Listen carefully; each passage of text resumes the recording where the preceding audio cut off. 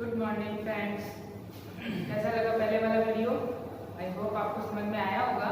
Last time हमने discuss किया था कंडक्टिविटी एंड मोलर कंडक्टिविटी, है ना। What is the meaning of that and what is the effect of dilution.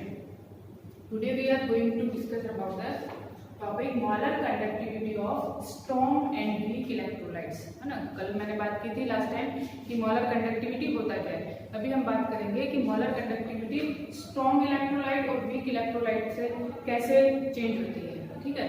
तो strong electrolyte और weak electrolyte होते क्या है, ये तो ध्यान है ना आप लोगों को, क्या होता है स्ट्रॉन्ग एंड वीक इलेक्ट्रोलाइट। तो पहले मैं आपको सबसे पहले जो वर्ड मैंने आपको बताया that is limiting molar conductivity, ठीक है। यहाँ पे हमें लिमिटिंग मोलर कंडक्टिविटी को यूज करना पड़ेगा। तो क्या है ये कि जैसे हमने मोलर कंडक्टिविटी की बात की कि उसमें हम डाइल्यूशन करवाते हैं। डाइल्यूशन करवाते हैं तो कंडक्टिविटी क्या होती है, इंक्रीज होती है ना, मोलर कंडक्टिविटी इंक्रीज होती है। अब डाइल्यूशन कराते कराते हम उसको इतना डाइल्यूट कर दें, पानी उसमें ऐड करते जा रहे हैं, तो इतना डाइल्यूट कर दे कि वो एक टाइम पे आकर के उसके सारे जितने भी आयन्स हैं सबका ऑलमोस्ट जितना आयोनाइजेशन होना था मैक्सिमम वो हो जाए। यानी कि उसमें फिर आप कितना भी ऐड करो पानी, है ना, उसके अंदर कोई फर्क नहीं पड़ेगा, उसकी कंडक्टिविटी जितनी है उतनी हो जाएगी। लिमिट हो गई उसकी, है ना। हर चीज की एक लिमिट होती है, उसके बाद में वो प्रोसेस जो है वो रुक जाता है। तो ऐसे ही यहाँ पे मोलर कंडक्टिविटी भी क्या होगी, इंक्रीज होते होते उसमें जैसे आप पानी डालते जाओगे कंडक्टिविटी इंक्रीज हो रही है और फिर उसकी एक लिमिट होगी। तो उस टाइम पे उस कंडक्टिविटी को हम बोलेंगे limiting molar conductivity. Okay, limiting molar conductivity, इसको रिप्रेजेंट करते हैं लैम्डा एम नॉट से। Okay, lambda M not. अब बात आती है मोलर कंडक्टिविटी जो है स्ट्रॉन्ग इलेक्ट्रोलाइट की और वीक इलेक्ट्रोलाइट की, दोनों के लिए उसमें डिफरेंस होता है। तो स्ट्रॉन्ग इलेक्ट्रोलाइट क्या होते हैं, सबसे पहले स्ट्रॉन्ग इलेक्ट्रोलाइट का मीनिंग क्या है। स्ट्रॉन्ग इलेक्ट्रोलाइट वो होते हैं जिनका कि 100% ऑलमोस्ट आयोनाइजेशन हो जाता है ना, जिनका ऑलमोस्ट 100% आयोनाइजेशन हो जाता है। For example you know NaCl, है ना, सॉल्ट्स जो होते हैं KCl, इस तरह के जो इलेक्ट्रोलाइट्स होंगे, आयनिक सॉल्यूशंस जो होते हैं मैग्नीशियम सल्फेट लाइक दिस। तो ये जो आयनिक कंपाउंड्स होते हैं इनकी जो कंडक्टिविटी होती है वो ऑलमोस्ट क्या होती है 100%, ऑलमोस्ट 100% हो जाती है लिमिटिंग में। तो उन इलेक्ट्रोलाइट्स को हम बोलेंगे स्ट्रॉन्ग इलेक्ट्रोलाइट्स। ओके, तो स्ट्रॉन्ग इलेक्ट्रोलाइट्स की कंडक्टिविटी, मोलर कंडक्टिविटी किस तरह से चेंज होती है कंसंट्रेशन के साथ, ठीक है। क्या बोला मैंने, स्ट्रॉन्ग इलेक्ट्रोलाइट्स क्या होते हैं जिनका कि आयोनाइजेशन ऑलमोस्ट कंप्लीट हो जाता है। ओके, जैसे ये एग्जांपल्स हमने दिए। उसके बाद इन इलेक्ट्रोलाइट्स की कंडक्टिविटी डाइल्यूशन के साथ में कैसे चेंज होती है। ओके, कैसे इनकी कंसंट्रेशन के साथ में कंडक्टिविटी चेंज होती है। कंसंट्रेशन चेंज मींस डाइल्यूशन हो रहा है, कुछ भी चेंज हो रहा है। तो इसको जैसे हमने यहाँ पे एक स्ट्रॉन्ग इलेक्ट्रोलाइट लिया, ओके, स्ट्रॉन्ग इलेक्ट्रोलाइट कोई भी ले लिया यहाँ पे, जैसे हमने लिया फॉर एग्जांपल KCl और NaCl, उसकी कंसंट्रेशन ये इनिशियल कंसंट्रेशन यहाँ पे आ रही है। धीरे धीरे हम क्या कर रहे हैं, उसका डाइल्यूशन कर रहे हैं, ठीक है। डाइल्यूशन करने का मतलब क्या हुआ, उसका कंसंट्रेशन इस साइड में कम होता जाएगा। कंसंट्रेशन जैसे जैसे डिक्रीज होगा वैसे वैसे उसकी कंडक्टिविटी क्या होती जा रही है, मोलर कंडक्टिविटी इंक्रीज होती जा रही है ना।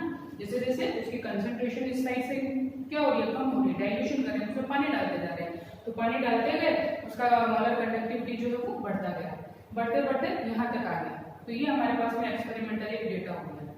फिर हम क्या करते हैं, इसको एक्स्ट्रा प्लॉट करते हैं, ठीक है। प्रैक्टिकली हमने यहाँ तक लिया क्योंकि वो जो चीज है उसको हम बोलेंगे यहाँ पे जो पॉइंट आएगा वो हो गया इनफाइनाइट डाइल्यूशन। तो इनफाइनाइट का पॉइंट कैसे निकालेंगे, ठीक है। तो ये जो पॉइंट है lambda M not, infinite point कैसे निकालेंगे, इसको एक्स्ट्रा प्लॉट किया। अब यहाँ पे जो मोलर कंडक्टिविटी है वो क्या होगी, उसकी लिमिटिंग मोलर कंडक्टिविटी, है ना, इससे ज्यादा जो है उसकी कंडक्टिविटी पॉसिबल नहीं है। तो ये स्ट्रॉन्ग इलेक्ट्रोलाइट का हुआ। स्ट्रॉन्ग इलेक्ट्रोलाइट की लिमिटिंग मोलर कंडक्टिविटी हम इस तरह से कैलकुलेट जो है वो कर सकते हैं। अब उसके लिए एक जो है वो इक्वेशन दिया गया है। This equation is lambda M equals to lambda M not minus a√c।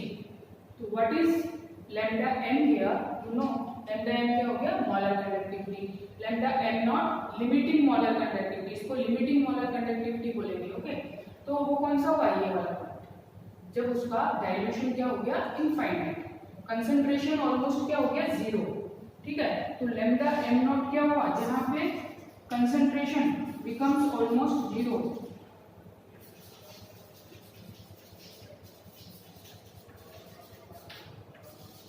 तो ये जो 0 कंसंट्रेशन है ये हम इससे कैलकुलेट कर सकते हैं। तो ये हुआ A is what, A is the constant, यहाँ पे A जो है एक कांस्टेंट वैल्यू है और C जो है वो कंसंट्रेशन। नॉर्मली जो कंसंट्रेशन लेते हैं ना मोलर कंसंट्रेशन लेंगे क्योंकि मोलर कंडक्टिविटी को निकालते हैं। तो ये हुआ। अब बात आती है A जो कांस्टेंट है वो सब क्या सारे सॉल्यूशंस के लिए सेम होता है या डिफरेंट होता है? ओके, तो इसका जो वैल्यू है वो सॉल्यूशन के टाइप पे डिपेंड करता है। सॉल्यूशन का टाइप का मींस क्या हुआ, जैसे NaCl और KCl ये दोनों सेम टाइप के सॉल्यूशन है। कैसे? इसमें एक कैटायन है और एक एनायन है, इसमें भी एक कैटायन है और एक एनायन है ना। तो ये वन टाइप का सॉल्यूशन हो गया। तो इसके लिए A की वैल्यू जो होगी वो सेम होगी। अरे बस सुनो, यहाँ पे हमने लिया मैग्नीशियम सल्फेट, उसके अंदर जो वैलेंसी आएगी उसके अंदर वैलेंसी क्या आएगी +2 -2।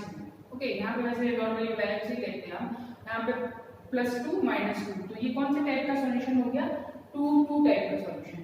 तो इसके लिए जो A का वैल्यू होगा वो इसकी कैटेगरी के दूसरे जो सॉल्यूशंस होंगे, फॉर एग्जांपल कैल्शियम सल्फेट, ये भी 2 and 2 है ना, इस तरह से। तो जो भी इस टाइप के होंगे उसको 2 and 2 ऐसे ही डिफरेंट होंगे। किसी के लिए यदि हम ऐसे लिखें मैग्नीशियम क्लोराइड तो उसकी कैटेगरी अलग हो जाएगी ना, उसकी कैटेगरी क्या हो जाएगी 2 and 1 वाली, इसकी वैलेंसी +2 इसकी -1। तो ऐसे डिफरेंट कैटेगरी के अकॉर्डिंग उनके A के वैल्यू होते हैं। इन दोनों के लिए A की वैल्यू जो है वो सिमिलर होगी, इसके लिए A की वैल्यू दोनों के लिए सिमिलर होगी, ये और इसकी कैटेगरी वाले जो दूसरे होंगे उनके लिए सिमिलर होगी। तो that is about the A, ये कांस्टेंट वैल्यू है। ओके, तो इस तरह से हम मोलर कंडक्टिविटी किसी भी स्ट्रॉन्ग इलेक्ट्रोलाइट की इसके अकॉर्डिंग निकाल सकते हैं, according to this equation. Okay, we have to keep in mind this equation also. Graph समझ में आ गया होगा? ओके, ये हुआ आपका स्ट्रॉन्ग इलेक्ट्रोलाइट के लिए। तो ये इक्वेशन से जब इसको आप ग्राफ को कंपेयर करते हो तो आपको दिख रहा है ना कि लैम्डा m, ठीक है, लैम्डा m में और √c में जब आप ग्राफ प्लॉट कर रहे हो y = mx + c इक्वेशन के अकॉर्डिंग, तो ये जो ग्राफ होगा इसका स्लोप जो है वो किसके इक्वल होगा, negative of a। Okay, negative of a आ गया नहीं, इसका स्लोप दैट इज ab/bc, ये हो गया -a के अकॉर्डिंग। और इसका जो इंटरसेप्ट होगा ये हो गया इसका intercept, intercept will be equals to lambda m not. अरे ना समझ में, लैम्डा m नॉट। तो ये आप ग्राफिकल उसकी स्टडी कर सकते हो। अब हमारे पास में कोई ऐसा क्वेश्चन हो, ठीक है, ऐसा क्वेश्चन जिसमें कंसंट्रेशन आपको दिया हुआ है और डिफरेंट टाइम पे डिफरेंट कंसंट्रेशन पे मोलर कंसंट्रेशन दी हुई है, मोलर कंडक्टिविटी दी हुई है, सॉरी, है ना, अलग कंसंट्रेशन और कंडक्टिविटी में आप ग्राफ प्लॉट कर सकते हैं। उस ग्राफ से फिर क्या निकाल सकते हैं, we can calculate the value of A की वैल्यू कैलकुलेट कर सकते हैं ना, उसका स्लोप जब आ जाएगा तो उससे A का वैल्यू भी कैलकुलेट किया जा सकता है, लैम्डा m नॉट भी कैलकुलेट किया जा सकता है। तो आगे बस हमें ये दोनों चीजें कहाँ से आएंगी, ये जो वैल्यूज हैं ये दोनों ही कांस्टेंट है। लिमिटिंग मोलर कंडक्टिविटी भी कांस्टेंट होगी एट ए गिवन टेम्परेचर, ठीक है। तो इस तरह से आप इनको निकाल सकते हो। भाई बस में that is about the conductivity of strong electrolyte. Strong electrolyte की कंडक्टिविटी इस तरह से चेंज होती है। ओके, ये डायरेक्टली प्रोपोर्शनल का जो आ रहा है उसके अकॉर्डिंग ये जाएगा। तो इस ग्राफ से आप उसको समझ सकते हो। आगे बस में चलो, तो अभी दूसरा लेते हैं। ओके, तो अभी हम बात करते हैं कॉरिशियस एक्सपेरिमेंट की, ठीक है। कॉरिशियस ने क्या किया, एक एक्सपेरिमेंट किया अलग अलग सॉल्यूशंस के, ऐसे सॉल्यूशंस जिसमें कि कुछ आयंस कॉमन है। जैसे उन्होंने लिया KCl का सॉल्यूशन, स्ट्रॉन्ग इलेक्ट्रोलाइट KCl लिया, उसकी मोलर कंडक्टिविटी को मेजर किया। एक सॉल्यूशन लिया NaCl लिया तो उसमें उसकी मोलर कंडक्टिविटी को भी मेजर किया। दोनों में कॉमन आयन क्या हुआ, इसमें भी Cl और इसमें भी Cl। फिर अगेन एक सॉल्यूशन लिया KBr और फिर अगेन एक सॉल्यूशन लिया NaBr, ठीक है। तो इन डिफरेंट सॉल्यूशंस की जो कंडक्टिविटी है उनको, जैसे मैंने लिखा है ना, पोटेशियम आयोडाइड की मोलर कंडक्टिविटी, सोडियम आयोडाइड की मोलर कंडक्टिविटी, तो इन सब की जो मोलर कंडक्टिविटी है उनका जो डिफरेंस होगा, जो दो देखो KCl - NaCl, तो ये एक्चुअल में डिफरेंस किसका हुआ, पोटेशियम आयन और सोडियम आयन। फिर लिया KBr और NaBr, तो ये Br तो कॉमन हो गया, ये डिफरेंस किसमें हुआ, पोटेशियम आयन और सोडियम आयन। फिर से Ki और Na, तो इनकी सबके अंदर जो एक्चुअल में जो डिफरेंस आ रहा है, सब अलग अलग है ना सॉल्यूशंस, तो उनकी मोलर कंडक्टिविटी का डिफरेंस तो अलग अलग आना चाहिए, बट प्रैक्टिकली क्या देखा कि वो जो डिफरेंस आ रहा है वो सेम आ रहा है, that is 23.4 Simon centimetre square per मोल।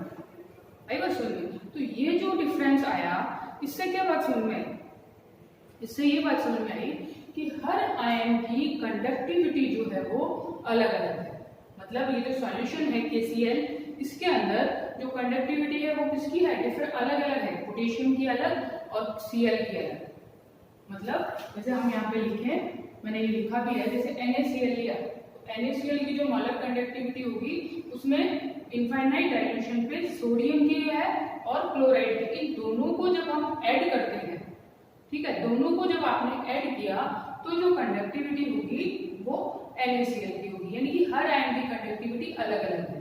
अब जैसे KCl लिया या KBr लिया, ठीक है, दोनों के डिफरेंस के जो डेटा है वो सेम आ रहे हैं। इसका मतलब क्या हुआ कि हम KCl में या NaCl में डिफरेंस जो मेन जो कैलकुलेट हो रहा है वो किसका हो रहा है, उस पे यहाँ पे क्लोराइड है, यहाँ पे Br है, यहाँ पे आयोडाइड है, तो उससे कोई मतलब नहीं है, उससे कोई फर्क नहीं पड़ रहा है, फर्क नहीं पड़ रहा है ना, सेम आ रहा है। इसका मतलब जो डिफरेंस आ रहा है वो एक्चुअल में किसका आ रहा है, that is the difference in the conductivity is the potassium ion and sodium ion, है ना। इन दोनों की कंडक्टिविटी का डिफरेंस है वो जो क्या बता रहा है, 23.4 Simon centimetre square per mole.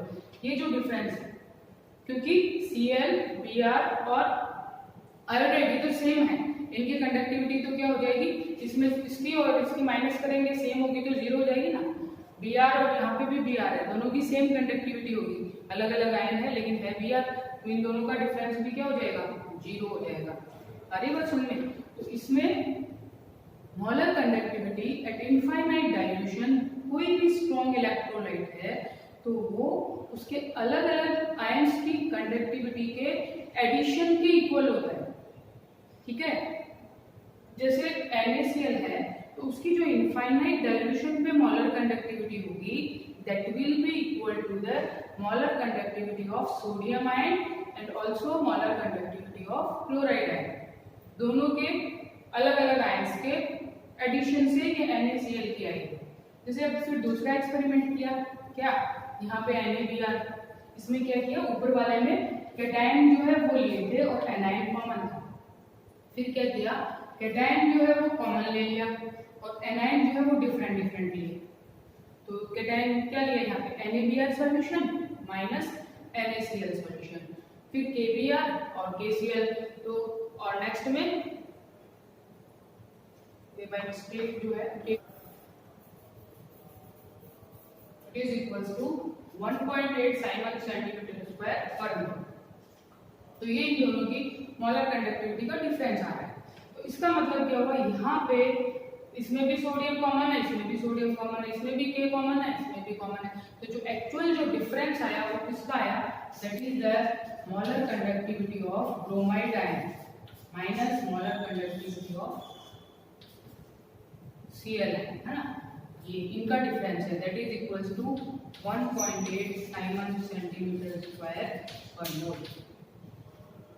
हरी बच्चों में एक बार फिर से मैं आपको बताऊं क्या हुआ। कोरेशियस ने एक एक्सपेरिमेंट किया, एक्सपेरिमेंट में क्या किया, अलग अलग सॉल्यूशंस लिए, स्ट्रॉन्ग इलेक्ट्रोलाइट के सॉल्यूशन, इस टाइप के सेट उन्होंने बनाए कि उसमें जैसे KCl है और NaCl है, ठीक है, दोनों का डिफरेंस कैलकुलेट किया, फिर KBr और NaBr लिया, इनके जो मोलर कंडक्टिविटी है इनफाइनाइट डाइल्यूशन पे, उसका जब आप डेटा देखते हो तो वो डेटा सबका कॉमन आ रहा है, सबका डिफरेंस जो है वो कॉमन आ रहा है। ऐसे ही फिर दूसरे एक्सपेरिमेंट में क्या किया, पॉजिटिव आयन को कॉमन कर लिया और नेगेटिव आयन को चेंज किया। जैसे यहाँ पे Na लिया, पॉजिटिव आयन कॉमन हो गया, नेगेटिव, तो ये इसमें K और K है ना, पॉजिटिव आयन कॉमन लिए, नेगेटिव आयन अलग अलग लिए, तो इनकी जो डिफरेंस है फिर वो क्या आती है, फिर वो भी सेम आती है। तो उससे क्या कंक्लूजन निकाला कोरेशियस ने कि कैटायन है या एनायन है, ये जो जैसे कैटायन लिया एनायन लिया, इन दोनों की कंडक्टिविटी एक दूसरे से इंडिपेंडेंट है, ठीक है, एक दूसरे से इंडिपेंडेंट है और अलग अलग। जब आप उन दोनों की कंडक्टिविटी को प्लस करोगे तब उस मॉलिक्यूल की कंडक्टिविटी जो है वो आएगी, तब उस इलेक्ट्रोलाइट की कंडक्टिविटी जो है वो आएगी। आई बात समझ में? तो इससे फिर क्या है कि उन्होंने एक लॉ दिया। ये जो लॉ है उसका मैथमेटिकल जो है मैंने यहाँ पे लिखा है इक्वेशन, कोरेशस लॉ के नाम से बोलते हैं उसको, कि molar conductivity eight infinite dilution of a salt of a strong electrolyte is the sum of the molar conductivity of cation and anion present in the electrolyte।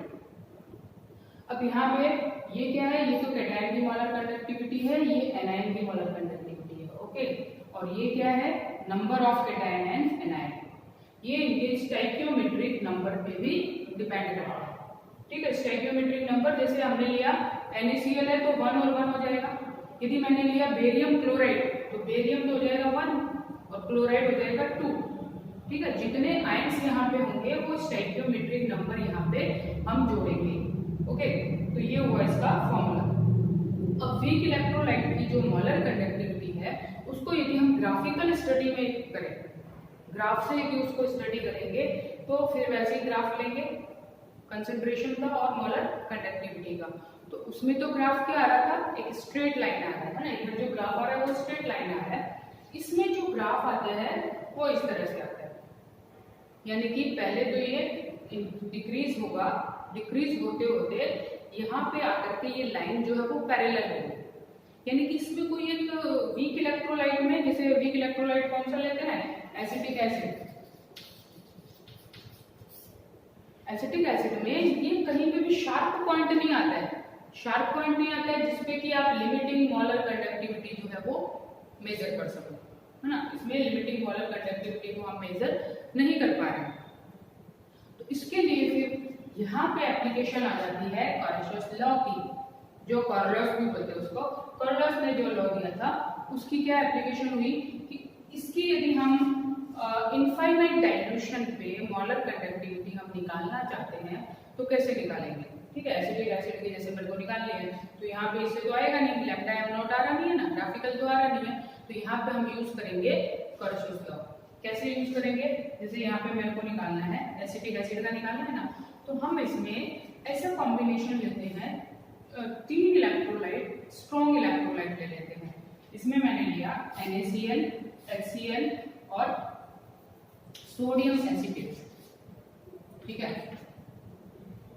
ये 3 इलेक्ट्रोलाइट लिए, तो एसिटिक एसिड की यदि मोलर कंडक्टिविटी निकालनी है तो हम क्या करेंगे, HCl की molar conductivity plus sodium acetate की मोलर कंडक्टिविटी, इन दोनों को प्लस करेंगे और उसमें से माइनस क्या कर देंगे, NaCl की मोलर कंडक्टिविटी। क्या मतलब हुआ, अब देखो जैसे हम डेटा लिखेंगे तो इसमें ये आएगा molar conductivity H plus ion plus molar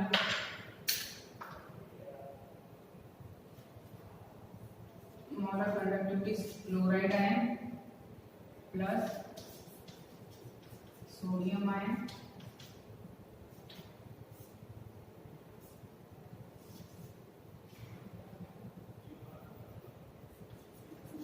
acetic ion, फिर माइनस कर देंगे, minus molar conductivity of Na plus minus molar conductivity of Cl minus. तो देखो ये लाइन क्या दिखा रही है, इसमें आपने HN, Cl Na और एसिटेट, तो इन सब को जब आप देखोगे तो लास्ट में क्या आएगा, ये तो कैंसिल हो जाएगा, इसकी मोलर कंडक्टिविटी और इसकी, क्योंकि सेम आयन है तो सेम ही होगी ना, और फिर Na की मोलर कंडक्टिविटी और ये प्लस और ये माइनस, तो लास्ट में क्या बचेगा, that is the molar conductivity of acetic acid.